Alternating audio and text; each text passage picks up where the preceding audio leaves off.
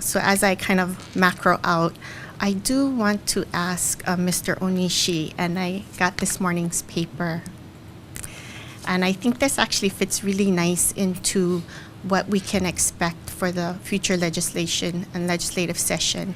And this is in regards to Governor Ige, if I read the story correctly, is working out a tax deal with Airbnb.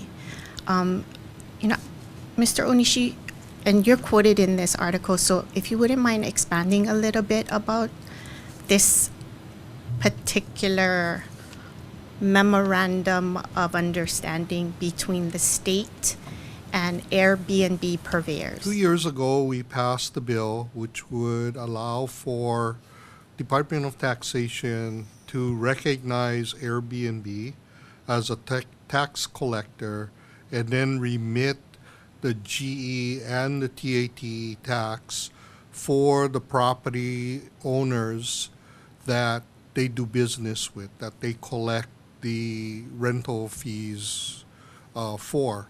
That passed the legislature, the governor vetoed it.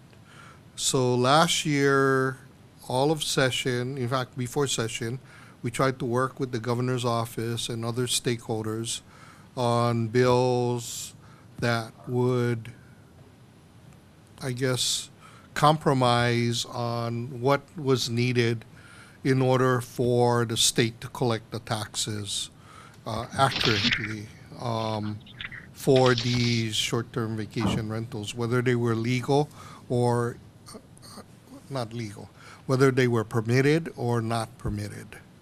That bill died at the very end again. So the governor's office committed to working with Department of Taxation and Airbnb on an MOU.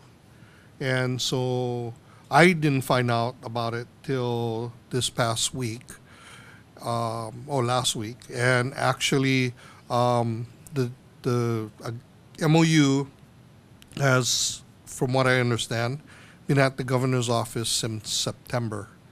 And so somebody got wind of it, and now I guess they're putting pressure on the governor's office to do something about it. Now, understand that this only affects Airbnb and only their model of, addressing short-term accommodations. So there's other models out there, HomeAway, VRBO. They don't collect the money from the renter, right, the visitor.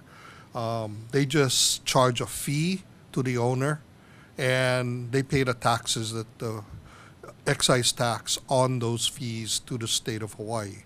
So they're very much against the whole concept of collecting the taxes. There are other smaller entities that do the same thing as Airbnb, and what we're hoping is that once Airbnb starts collecting, that these guys will also begin to voluntarily collect also. So that's that direction. The House especially is very much aware of your actions and the direction of the county. I've spoken to Mr. Takimoto about the concepts that they are trying to put together in ordinance. My biggest concern, and obviously the City and County of Honolulu is moving forward with their own types of ordinances. Maui is moving forward with a different strategy. With 4 counties doing 4 different things, it's very hard for us to do legislation that's may not adversely affect one county versus another. So I told him that, he needs to bring that discussion to you guys, the leadership of the councils. I don't know if he's done that yet because I haven't heard from him. But we're fully aware. We tried to look at utilizing other statutes like what is in place for timeshares in terms of requirement for registration, etc. So we're still trying to explore that. There's been discussion that these guys may already fall under that requirement. Now it's the enforcement part. So I know you guys are talking about registration of the units, and I think that's a great direction to head in. We are also, I had a discussion with the Department of Taxation.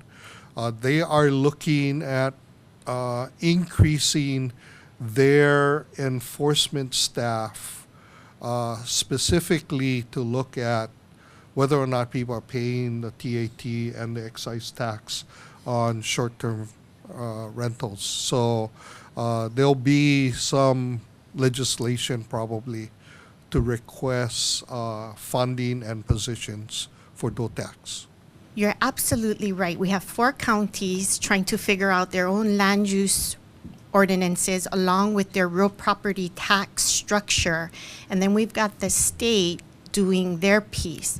And I just want to urge my other colleagues, that's why our real property tax reform, especially as it relates to vacation rentals, needs to be succinct with what is happening at the legislature. And this particular article mentions that Airbnb says collecting taxes from its hosts would generate more than $30 million per year in additional state taxes.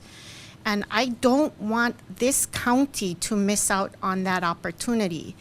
And so again, I hope our administration is listening in as we move forward through our real property tax reform, that we start coordinating a lot better with our state representatives so that we can accelerate those dollars.